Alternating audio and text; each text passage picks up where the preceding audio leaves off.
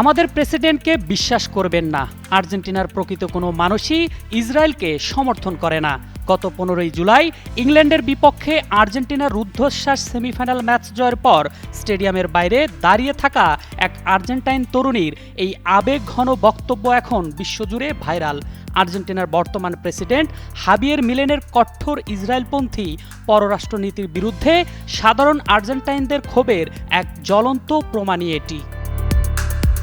চলমান 2026 ফুটবল বিশ্বকাপে শুধু মাঠের খেলায় নয়, বিশ্ব রাজনীতির সমীকরণেও বারবার উঠে এসেছে শিরোনামে।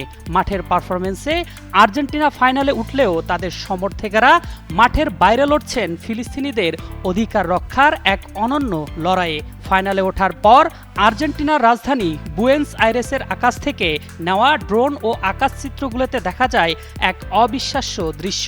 হাজার হাজার ফুটবল ভক্তদের ভিড়ের মাঝে শোভা পাচ্ছে বিশাল এক ফিলিস্তিনি পতাকা। আমাদের উঠে দাঁড়াতে হবে,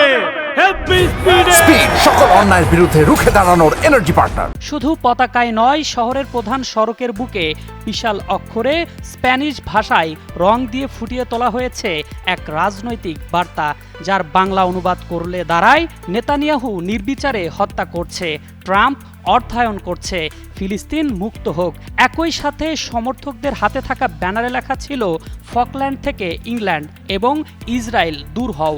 খেলাধুলার মঞ্চকে ব্যবহার করে বিশ্ব নেতাদের এই যুদ্ধাংদেহী নীতির বিরুদ্ধে আর্জেন্টাইনদের এই প্রতিবাদ বিশ্বজুড়ে প্রশংসা কুড়াচ্ছে।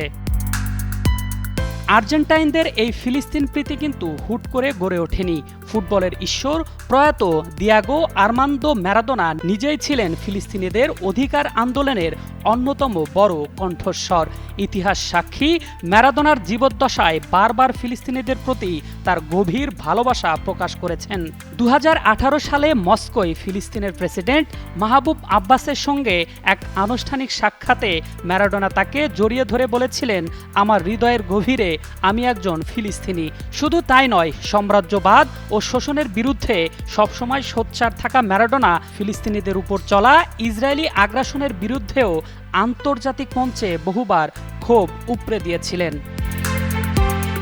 আজ 2026 সালে এসে লিওনেল মেসির দল যখন স্পেনের বিপক্ষে আরেকটি বিশ্বজয়ের ফাইনালের প্রস্তুতি নিচ্ছে, তখন বুয়েন্স আইরেসের রাজপথে সাধারণ মানুষের এই ফিলিস্তিনপন্থী মিছিল প্রমাণ করে দিয়াগো ম্যারাডোনা আজ বেঁচে না থাকলেও শোষিত মানুষের পাশে দাঁড়ানোর যে মানবিক ঐতিহ্য তিনি রেখে গিয়েছিলেন, তা আজও প্রতিটি সাধারণ আর্জেন্টাইনের ধমনীতে মিশে আছে। আরফিন জুয়েল, যুগান্তর স্পোর্টস।